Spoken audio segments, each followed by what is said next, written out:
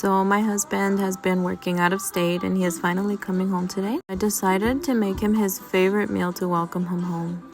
Gallina Pinta is basically a caldo with beans and maize and beef. So to make it, you start with a pot half filled with water, and then we're going to add 2 cups of beans and let that cook. I'm also adding half an onion to this. We're going to cover it.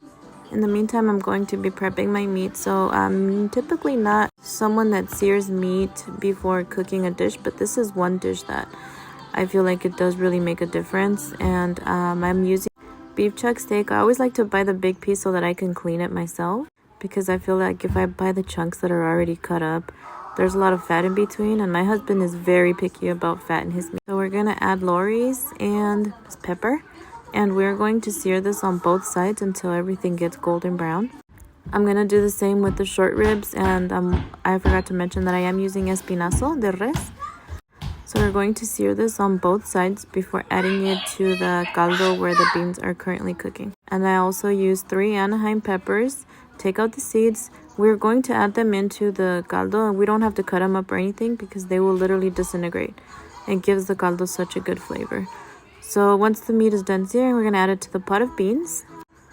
The green chili peppers will disappear by the time this dish is done cooking. I'm also going to add 4 garlic cloves.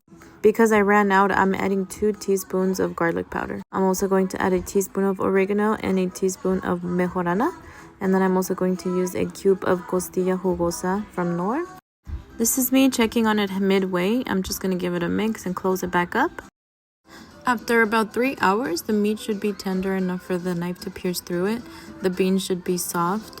Now at this point, I'm going to add 4 cups of nixtamal. I like to use Juanita's white hominy. I also decided to add 2 additional cups of water, and I'm going to taste for salt before I let it do the final boil. This is the amount I felt it needed.